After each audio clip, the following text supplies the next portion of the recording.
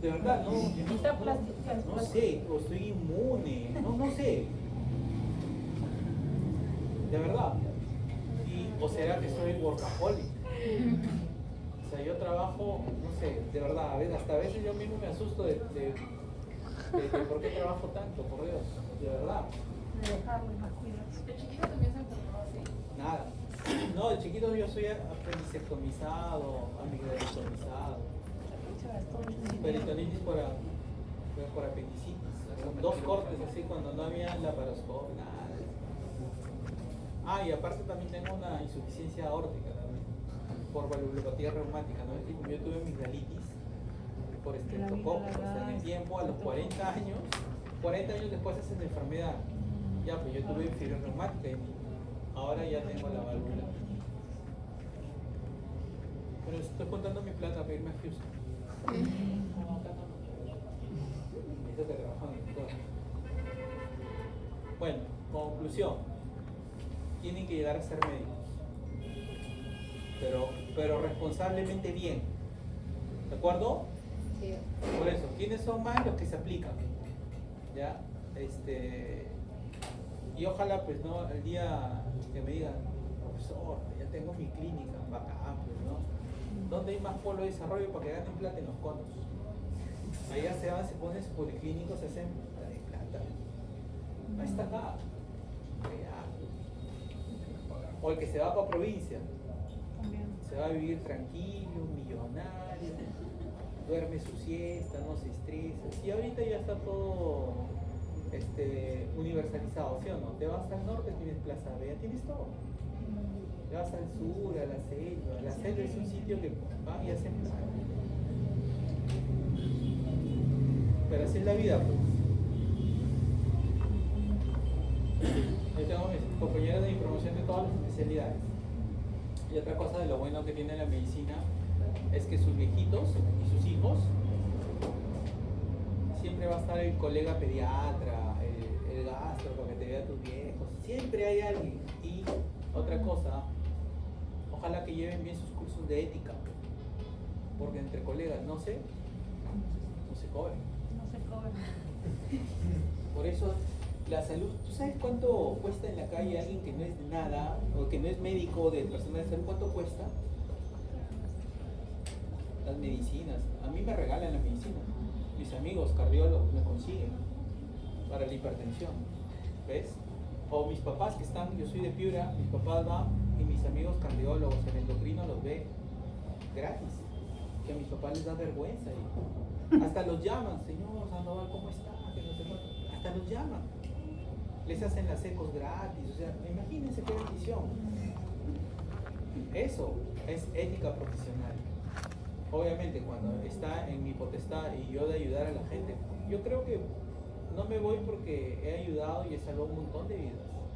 O sea, eso te lo da el de arriba, ¿ya ven? Por eso no es bueno no ser tan malo, porque no les digo que nadie es bueno, ¿no? Pero estudien a conciencia. Y otra cosa, no se depriman, porque todos hemos pasado por la etapa de ustedes. En mis tiempos no había celular, pero había billar, había discotecas, ¿no? Había sitios donde íbamos ¿a dónde? Íbamos a las parrilladas, esa vaina, ¿no? Y así me hice médico, ¿ya ven? Y acá estoy. Ya este año cumplo mi promoción médica 25 años de egresado. Un cuarto de siglo, mira, 25 años de promoción médica. Y ustedes están pichones, pues. Y recuerden, tienen que prepararse bien porque ustedes tienen una escala de medición que nosotros no la teníamos, que es el ENAM. Ahí se ve. Por eso lean todo lo que puedan, absorban. En mis tiempos fuera, el ENAM nos sacaría la mugre, pero... Y otra cosa, ya les he dicho, la universidad no los hace, ustedes hacen a la universidad. Así que imagínate, yo he estudiado posgrado en San Marcos, pregrado soy de la Nacional de Piura. Entonces imagínense, y enseño con la gente grande de San Marcos y de Cayetano. Por eso yo no les digo, la universidad no hace al alumno. Y ahí donde... No sé si han visto mi currículum. Yo soy speaker internacional, he ido a exponer a congresos, todo fuera, o sea... Pero uno tiene que ser humilde, o sea, lo que eres. Y a mí me encanta enseñar y transmitir el conocimiento. Si ustedes lo captan, y yo no leo, se han dado cuenta que yo casi no leo las diapositivas, yo les explico. Hay cosas que pasan, porque no es para el nivel de ustedes. Lo que quiero que entiendan lo básico y lo entiendan bien. Y a raíz de eso, cuando vayan y lleguen a nefro, en medicina interna 3, 4, creo que es nefrología, ahora sí se echan a la etiología, ahí se echan ya a otras características, pero primero tienes que hacer la base. ¿De acuerdo? Así que ya saben, jóvenes, ya tienen una tarea por delante bien grande y el mundo es de ustedes. Solamente ustedes se ponen el límite. Muchos van a ser de ahí de médicos. Médico cirujano es aquí, el primer peldaño. Primero eres perro, eres interno en medicina, luego eres médico cirujano, de ahí vienen los R's, R1, R2, o sea, tienes que hacer una especialidad. Y ahí llegas a ser asistente. Pero cuando eres junior recién, chibolo, recién has terminado la residencia, asistente dice. Algunos son asistondos, ¿no? De ahí pasa el tiempo y comienzas a madurar. Ya no lees mucho, pero ya haces de expe y después entrenas el ojo clínico. Y para que pase eso, a 25 años yo ya te puedo decir que a veces miro y nomás digo esto y a veces dicen, cuando yo veía a mis maestros que diagnosticaban así, mirando nomás, ¿quién es esto? Y tú lo mirabas y después, eso lo hace la experiencia. Después de haber visto y haciendo y mucho, ahora sí, eso se llama experiencia. ¿Se dan cuenta? Pero para que pase eso tienes que haber hecho harto.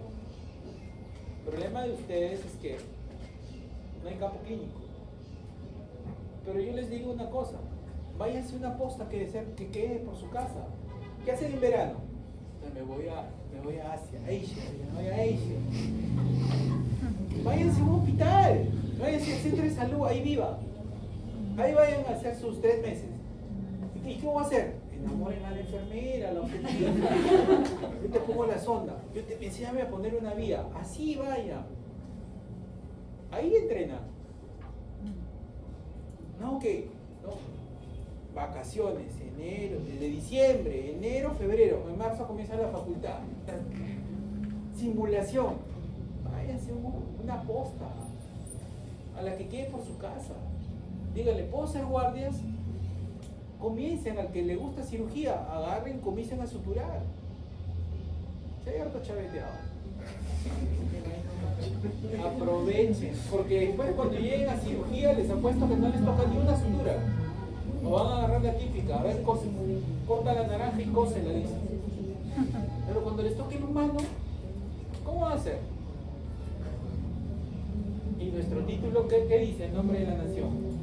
Médico cirujano. O sea, de cirujano nomás tengo la C. A las justas me he hecho una cirugía, no, hice 14 cesáreas en el interno.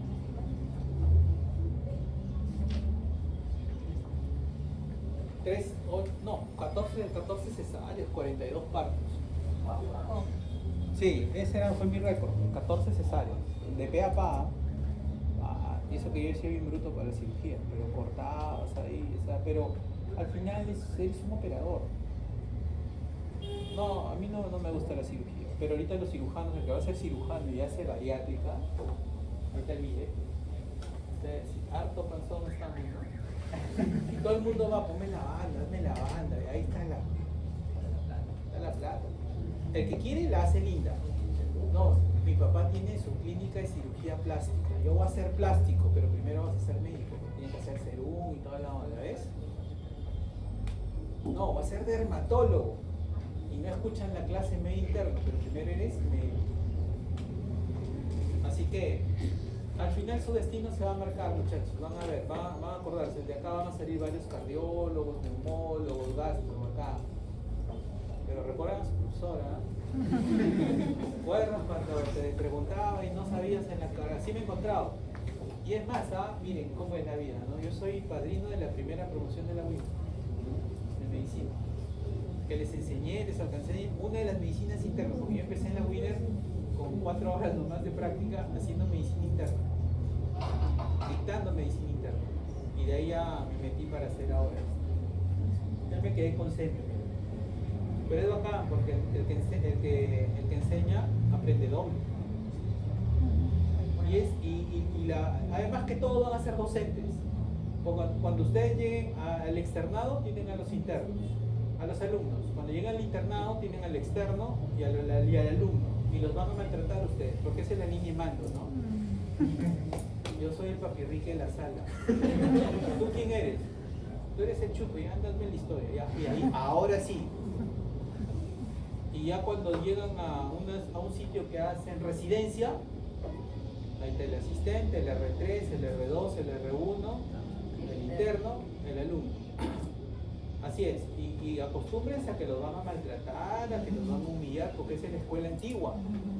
Así nos hemos formado. Ahora ustedes, ¿qué los van? Llegan tarde a la sala, te vas. No, pero que te vas. Y a la hora vienes con su nafil y le cae todo. Porque tienen eso. Sales de la guardia, has dormido toda la guardia y te despiertas, ya me voy, descansa por guardia y se va. Ahora tienen descanso por guardia. Por la ley está perfecto, pero así no fuera la escuela mía. La escuela de nosotros, que yo ya puedo decir que soy junior, senior, master, soy senior todavía. Nuestra escuela era posguardia, te quedas. ¿Hasta qué hora? Hasta las 8, 10 de la noche. O sea, así era. En el internado, guardias interdiarias en pediatría. Por eso nunca me gustaron los chibones. Pero era lo que te tocaba. Y así les va a tocar. Ojalá que agarren una buena sede. Y el internado, en mis tiempos, era internado. ¿Qué significa internado? Yo vivía en el hospital, tenía residencia. Por eso que tú no tenías horarios. Nosotros entrábamos 5:30 de la mañana, como militares de blanquito así. 5:30 de la mañana. Y te ibas 8, 10 de la noche. Y de ahí regresabas porque te faltaba la historia 11, 12 y vivías. Dormías 4 o 5 horas. Mi tipo militar. Pero ese era el verdadero internado. Ahora, ¿qué hacen de internado? Encima cochudos llegan 8:30, no, que tráfico. Y a la 1, no, me va a comer primero los dientes, luego los pacientes. Luego vuelven a las 2 y todavía llegan, se sientan y se meten su cabeceada. Mientras se despulgan 3 de la tarde. De ahí a las... No, ya, y es para las 5 me voy. Ese es su internado. Todavía se van y no regresan hasta otra vez. Yo no entiendo ahora a los internos, de verdad, ya no dan ganas ni de enseñarles. Los residentes por ahí van, pero por lo menos los residentes ahí en el INCOR sí. Yo no tengo residentes, yo formaba residentes cuando estaba en grado. A los de grado sí les dábamos de algo. Te quedas, no que te quedas. Ya, doctor, puede hacer que vayas a su salud. Te jalo. No iba. Se quedaba. Pero así es la escuela antigua. La escuela de los maltratos. A mí también me han dicho, este es el borde del abismo y acá está el abismo sin fondo. Ustedes están caminando aquí, ya tienen un paso para acá. Y solamente con esas guapeadas entendimos al final ¿qué tienes que hacer? Aplicarte, ¿sí o no? Nada más. Y ustedes saben que cuando fui interno de medicina, en 1998 fui interno de medicina. ¿Qué hacía en 1998? El proyecto. En 1998, mi primer paciente que se murió fue un paciente que se murió por la enfermedad que yo he tenido recién. Una lesión vascular desde la FOI. Sangró. En la endoscopía sangró, le encontraron la lesión y no la pudieron cauterizar porque no habían los aparatos que y se murió. Y justamente un amigo de mi promoción agarré y me dice, oye, ¿te acuerdas cuando nos mandaron a hacer el caso clínico de la FOI? Y presentamos ese caso clínico. Y nunca me pude olvidar porque es un nombre muy peculiar. Pieu Lafoy, termina con Y. Nos mandaron a preparar ese plan clínico, mortalidad 90%, mira, se salvan los elegidos por Dios, o sea, Y en mi vida he visto 5 de la forma. 5. 2 sobrevivimos, me puedo contar, y 3 murieron. Y se mueren exsanguinados. Todos se les vienen por acá o por abajo. Se desangran. Y yo estaba en ese paso. ¿Ven? Y yo me diagnostiqué solito. ¿Para qué te sirve el conocimiento? Por eso cuando en el INCOR me dicen, oye, tú te diagnosticaste, porque han leído mi historia, porque yo no me quería ir de alta, porque sabía que tenía un Delafoe, ¿ya ves? ¿Qué justifica una caída de 15 a 8? Sangras, a mí me han puesto 6 paquetes de sangre y he quedado con 9. Y ahorita ya estoy medio rosadito ya. ¿Ven cómo estoy perfundiendo bien? Ese es el concepto que ustedes tienen que manejar, jóvenes. Depende de ustedes. No se sientan mal si han salido jalados. Y si han salido jalados, ¿qué deben hacer? Me lo merecía. Porque no leí bien, porque no estudié. ¿Qué voy a hacer para la próxima? No voy a venir temprano a la clase, lo voy a escuchar a este pata, ¿no? Algo me va a enseñar. Ya, ahí está. Aptitud. ¿Ya ven? Así se hace, no se desanimen. ¿Está bien? Para la próxima, me imagino que sacarán de 10 para arriba. ¿Está bien o no? Veamos. A ver, Sarita, porque me lo dio a vos. Salomón, de 69 años, con antecedentes de hipertensión arterial y de hiperlipidemia en tratamiento, concurre a la guardia por fiebre, astenia, decaimiento general, náuseas, vómitos, diarrea y oliguria de 48 horas de evolución. En el examen físico se comprueba un paciente lúcido. Tensión arterial de 90 sobre 50 milímetros de mercurio, temperatura de 38.5 grados centígrados, con signos de deshidratación, mucocutánea, abdomen distendido, doloroso en forma difusa a la palpación. Los análisis mostraron urea sérica de 102 miligramos por decilitro, urea urinaria de 15 gramos por litro, creatinina sérica de 2,1 miligramos por decilitro, creatinina urinaria de 980 miligramos por litro, hematocrito de 47%, sodio plasmático de 138 miliequivalentes por litro, sodio urinario de 15 miliequivalentes por litro, densidad urinaria de 1.020, pH de 5.5, proteinuria negativa y sedimento urinario sin particularidades. Ok, entonces tienes un paciente con hipertensión y dislipidémico, va a la guardia por esto y le encuentras esto de acá, ¿cierto? Vamos a ver. Entonces, como introducción,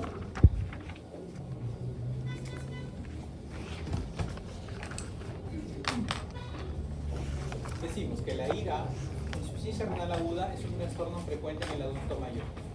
No, nosotros no vemos pediátricos, ya cuando lleven pediatría van a ver que también es frecuente en el pediatra, pero tiene asociado un gran número de complicaciones médicas y eso lo que hace es aumentar la hospitalización.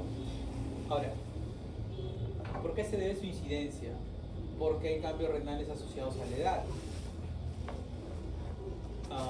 Casi 50, tengo factores de riesgo, una persona mayor mucho con más razón, porque tienen comorbilidades, porque hay uso de polifarmacias, ¿no? Porque aumentan el uso de los inhibidores de la ECA, que son ¿cuál? Captopril, enalapril, lisinopril, retinopril, antibióticos y aumento de la necesidad de procedimientos invasivos. Pero tengan en cuenta una cosa. La insuficiencia renal es un síndrome clínico secundario a múltiples etiologías. Múltiples causas. Estamos hablando de la insuficiencia renal aguda. ¿A qué se debe? Por una disminución de la velocidad de filtrado glomerular. ¿Cómo se manifiesta clínicamente la disminución del filtrado glomerular? Oliguria, con incapacidad para excretar productos nitrogenados o azoados. O sea, ¿cómo se manifiesta clínicamente? ¿Qué examen auxiliar? Elevación de urea y creatinina. Elevación de urea y creatinina. Y como es un problema a nivel renal, también va a producir una alteración hidroelectrolítica y ácido base. Es decir, recuerden que el riñón también tiene que ver con el buffer renal, que tiene que ver con la regulación del pH y además con los electrolitos. Sobre todo, ¿cuál? ¿El sodio o el potasio? Potasio. El riñón es con sodio potasio, pero básicamente el que les da la tipicidad del síndrome urémico es el potasio. Potencialmente reversible. Sí, es potencialmente reversible. Y para que no se olviden, les voy a contar el caso mío. Y el diagnóstico se basa en que, miren, ahí está, creatinina y diuresis. Ya está. Y para homogeneizar el diagnóstico, porque cualquiera dice, o sea, el que tiene creatinina y oliguria tiene falla renal. Sí, pero yo quiero saber en qué grado estás. ¿Me dejo entender? Entonces, quiero saber en qué parte estás. Y hay para eso 3 escalas, que es el Rifle, el Akin y el Cadigo. Acá están las siglas, ¿no? Y vamos a ir. Ya los vamos a ver, tranquilos, porque eso tiene que ver con la creatinina y la diuresis. Se clasifican en 3 formas clínicas, según cómo se desarrollan. Mayor porcentaje en la prerrenal, seguido de la renal,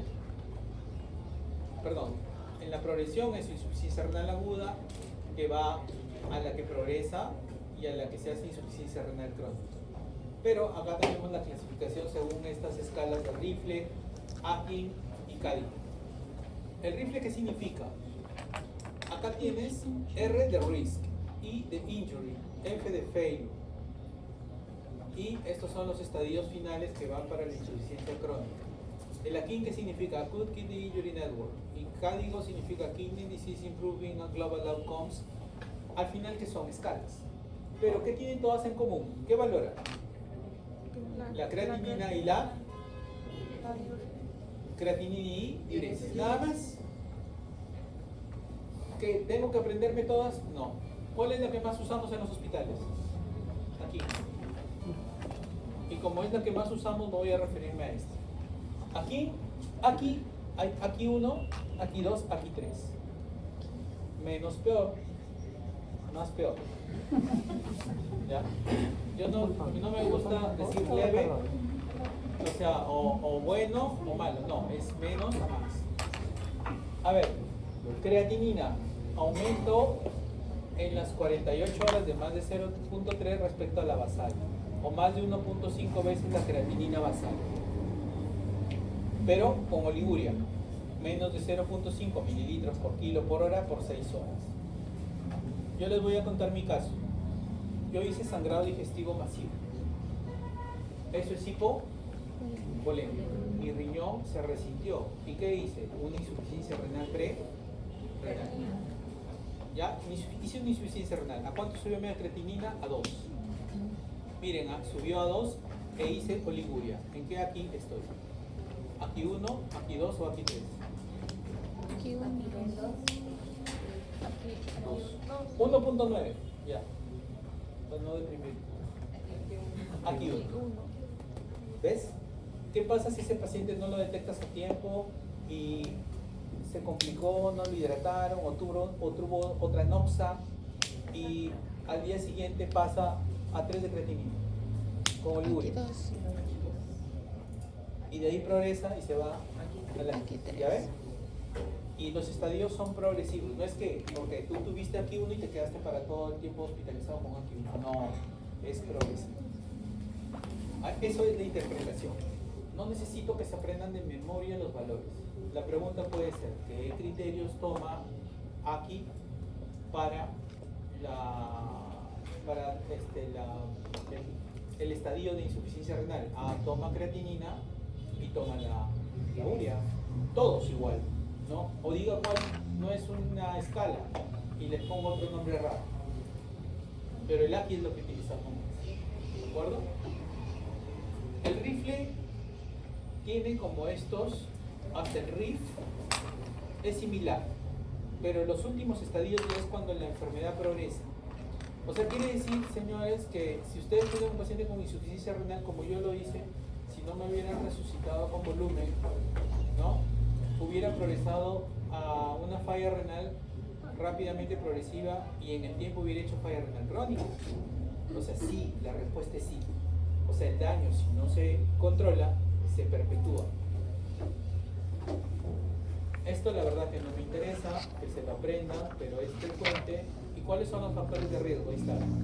para el desarrollo de falla renal. Diabetes, hipertenso, enfermedad coronaria, falla cardíaca, antecedente de falla renal de base, los nefróticos, los nefríticos, ¿se acuerdan? Sobre todo el nefrótico o el nefrítico. Nefrótico. El nefrótico o el nefrítico. Nefrítico. Nefrítico, el nefrítico es el que hace falla renal. Y la edad. Miren, yo tengo 2 de estos. E hice falla renal prerenal porque mi shock fue severo. Pero me controlé. Porque ¿qué me ayuda a mí? Que no estoy tan tío todavía. Si esto hubiera sido en una persona de 60, lo más probable es que hubiera quedado con una falla. Y de ahí hubiera demorado. Y a más tiempo de falla, más hospitalización. ¿Cierto? Cuando yo me quería dar de alta solito, ¿ven? Uso de IECA o de ARA2. Captopril, enalapril y sinopril. ARA2, losartán, valsartán, ormesartán. Insuficiencia hepático-respiratoria, sepsis, enfermedad teromatosa difusa y los obesos. El obeso trae muchos problemas. No se suban de peso. Manténganse en un peso promedio. ¿Y qué cambios se producen en un adulto, en una persona, conforme avanza la edad? Y todos van a llegar, no se burlen, porque ahorita están jóvenes, pero espérense 20, 25, van a estar igual que yo. Disminuye el volumen y peso renal, glomerulosclerosis. Estos son cambios normales del envejecimiento. ¿Pero esto en qué se traduce? Una cosa es que te cambie la parte anatómica o morfológica o estructural, y la otra es la función. La función también se altera, ambas. No solamente a nivel del glomérulo, sino también a nivel vascular. Así como los viejitos han visto que se les esclerosan las arterias, se vuelven duras, también pasa en los riñones. ¿Qué pasa cuando una arteria se vuelve y se torna dura, rígida? Vas a disminuir tu flujo sanguíneo. Entonces eso te condiciona insuficiencia renal. Ahora bien, ahí está. Este es el cuadro que me interesa que se aprenda. La prerrenal es 35%, la renal es 55% y la porrenal es 10%. Díganme ejemplos de porrenal, es la más facilita. Díganme un ejemplo de una enfermedad que produce insuficiencia renal postrenal. Postrenal. Cálculos. Cálculos, litiasis. ¿Qué más? En los hombres, bien frecuente. Hipertrofia de próstata. La más frecuente. Los prostáticos, los reyes del... ¿Saben que al prostático le dicen los reyes de los cueros? Okay. Que se orinan los zapatos. Es que el chorro disminuye, ya no es... ¿no? Entonces, el prostático, el tumor de vejiga, el cálculo del uréter, el cálculo del riñón, ese es porrenal, porque está después. El prerrenal, díganme ejemplos de prerrenal. Acá tiene uno al frente. Choque hipovolémico. Choque hipovolémico. Deshidratación. Deshidratación, por supuesto. O sea, todo aquel que hace que disminuya el volumen sanguíneo. Sea de causa hemorrágica o no hemorrágica. Una simple deshidratación, muchachos. No se confíen, tomen agua, de verdad.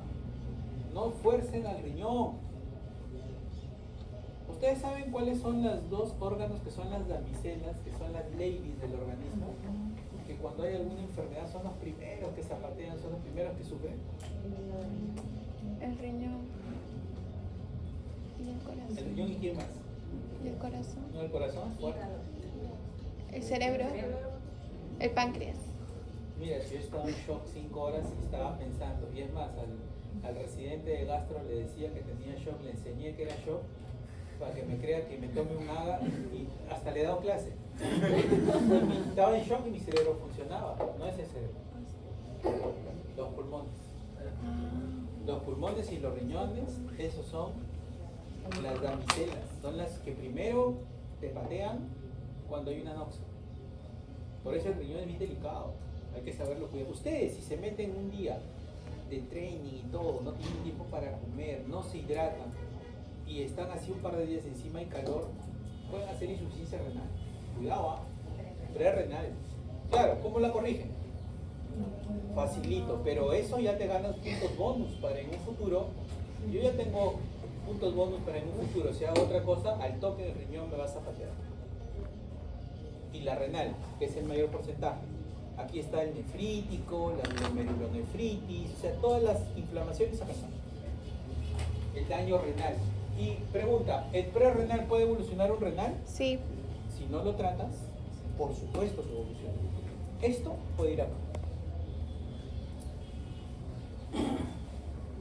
Disminución del filtrado glomerular sin daño renal, es decir, todas las prerrenales se supone que los riñones están lindos, no tienen daño estructural, a eso se refiere, pero hay disminución de la perfusión renal, producto de la depresión del volumen sanguíneo. Otra, cambios hemodinámicos en relación a la ingesta de fármacos. Se les ocurre tomar, como antes hubo un tiempo que para bajar de peso las chicas en la menstruación, durante el periodo que tomaban, se clavaban diuréticos. No, para bajar, dice, se metían unas deshidratadas y se terminaban haciendo insuficiencia prerrenal. ¿No? Porque las chicas decían, ¿no? En el periodo de la regla no me cierra el pantalón, 28. Ahora soy 30, no, quiero ser 28. Se clavaban diuréticos. Se metían unas deshidratadas, igual no les queda el pantalón. Y disminución del volumen sanguíneo eficaz. Etiologías adquiridas en la comunidad, miren, deshidratación, pobre ingesta de líquidos, pérdidas, ¿no? Diarrea, vómitos, te deshidratas. Ejemplo típico, el cólera. El cólera te metes unas deshidratadas de aquellas. El uso de los AINES, esa es otra. Mucha gente toma antiinflamatorios no esteroideos y el AINE de por sí, sin que llegues a sangrar por el estómago, te produce problemas justamente de insuficiencia prerrenal. Ahí tenemos las situaciones que disminuyen, pero básicamente tengan en cuenta cuáles, de todos estos, cuál es la génesis de la insuficiencia prerrenal. Es la disminución del volumen circulante. ¿El nefrótico puede ser prerrenal o no? Porque dijimos que el nefrótico es depletado de volumen, ¿cierto? Sí. Es hipovolémico, ahí está. Es más, al nefrótico, tú dices, pero tiene edema, le voy a dar diurético. Le vas a dar diurético al que está hipovolémico. Lo terminas con, ¿cuál sería el factor de riesgo? Tú. El renal, 55%. Renal o intrínseco. Se genera una lesión anatómica. O sea, el prerrenal no tiene lesión anatómica. El renal ya tiene una lesión anatómica. El daño es en el túbulo, en el glomérulo, en el intersticio o en la parte vascular. Ejemplo típico, el síndrome nefrítico. Ahí está el síndrome nefrítico, es típico. Una infección severa por sepsis que hace bacteriemia. También te hace una renal. Una intoxicación por algún fármaco. Una reacción idiosincrática que tengas con alérgico a la penicilina. Le pones penicilina y ¡pum! Te hace falla renal. Causa-efecto.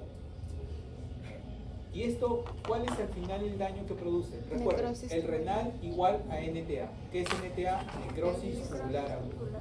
Cuando ya tienes necrosis tubular aguda, la verdad que ya mejor estás frito ya. Para que recupere el riñón, tendrías que tener mucha suerte. La mayoría termina en hemodiálisis. Bueno, no te digo que no te vayas a recuperar, pero tu recuperación lo puedes hacer, pero ya tu función renal ya no queda mucho. O sea, esto ya es avanzar a un nivel mucho mayor con un pronóstico no muy bueno.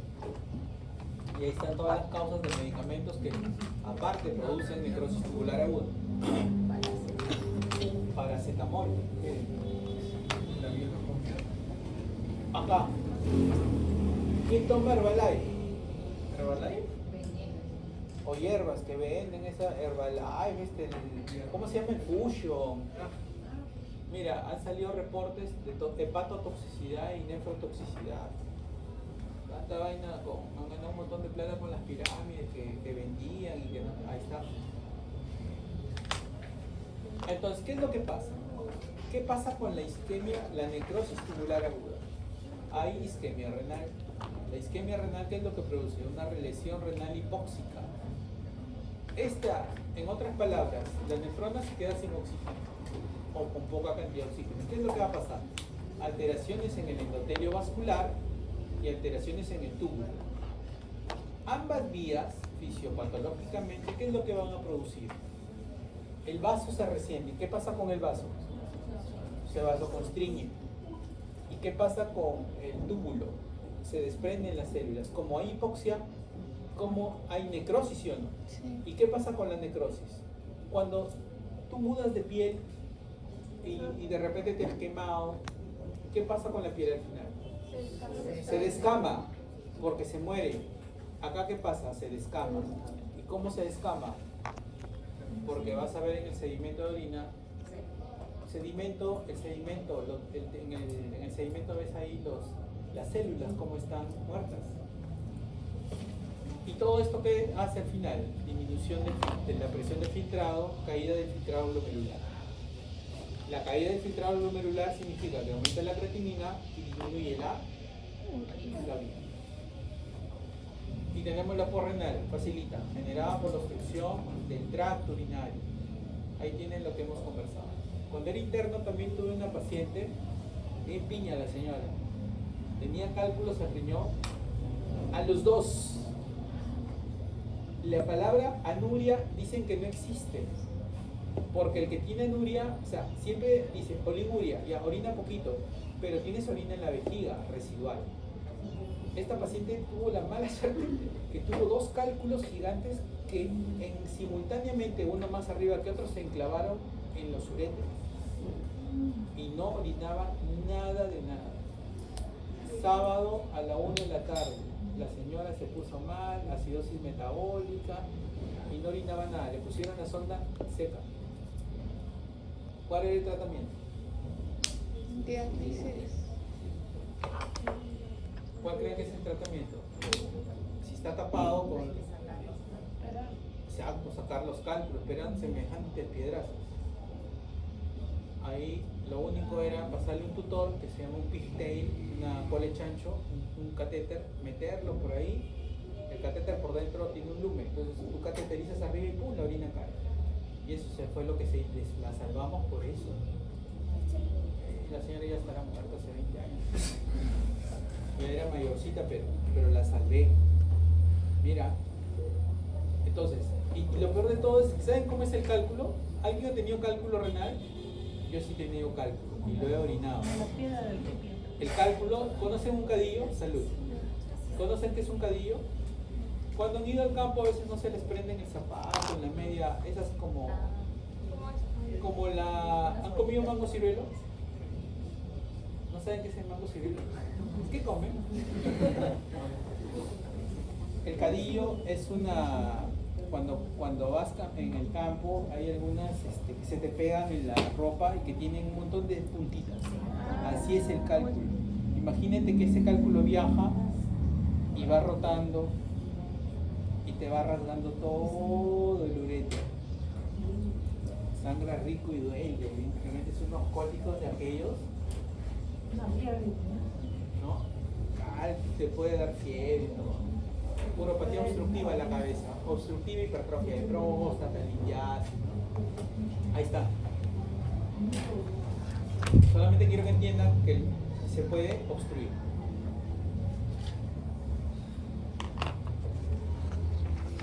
Esto no me interesa, solamente quiero que sepan que si ustedes diagnostican, sepan de qué etiología es. Sabiendo de qué etiología es, realmente van a saber dar el tratamiento. ¿Y cuál es la manifestación clínica? Oligoanuria. Depende del descenso de la tasa de filtrado, pero habitualmente menos de 500 mililitros en orina 24 horas. Y la anuria, ahí está, ¿ven? Debe hacer sospechar obstrucción porrenal. No existe anuria como tal, solamente si se te tapa completamente o tienes un tumor en el uréter que te impide que salga el chorro, ¿no? La retención nitrogenada o azoemia, es decir, el incremento de la urea y la creatinina. Ya saben, esto básicamente es con las escalas Cádigo, Acme. Pero hay un tema interesante, miren, cuando comienzas a acumular urea, creatinina, ¿cuál es la que hace clínicamente el cuadro? ¿Cuál es la que te da el cuadro clínico? ¿La urea o la creatinina? Creatinina. La urea. Por eso yo les dije que antes se llamaba esto uremia, síndrome urémico. ¿Por qué? Porque los valores de urea de más de 200, o sea, 10 veces más, ¿qué te producen? Pleuritis, pericarditis, o sea, te inflaman las serosas. Y el paciente puede tener irritabilidad neurológica, inclusive puede llevarlo al coma.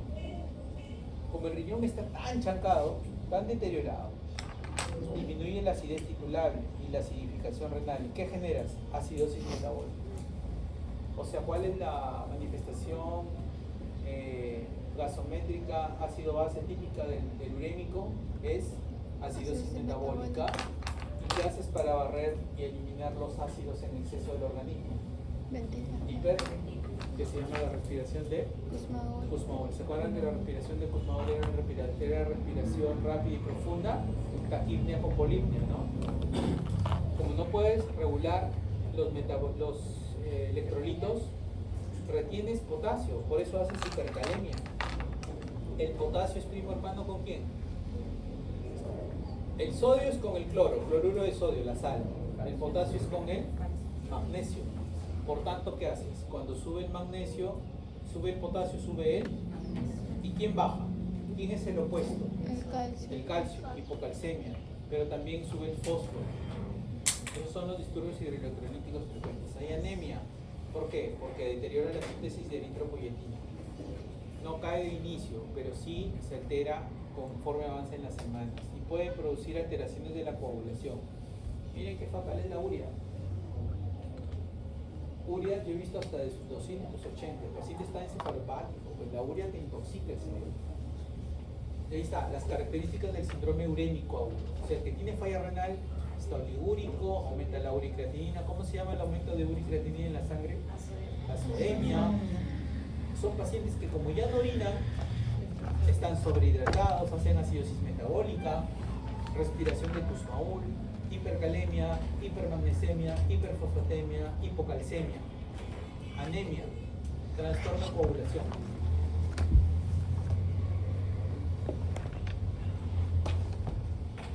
Ya el diagnóstico no les interesa, tampoco. Y siempre en la historia clínica busquen fármacos, porque a veces uno no encuentra, dice, pero ha estado deshidratado, ha tenido vómitos de diarrea. No, pero ¿por qué entonces tienes falla renal? ¿Qué es lo que les queda? Ahí puede estar la clave de todo. Esto no interesa, esto tampoco. El examen físico.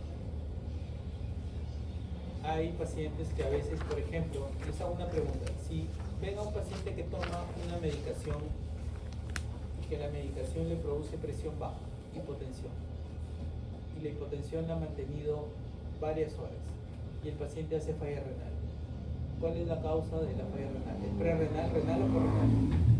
Piensen, ha tomado un medicamento que le dieron para la presión, ese medicamento se mantuvo hipotenso sostenidamente por 12 horas y el paciente hace falla renal.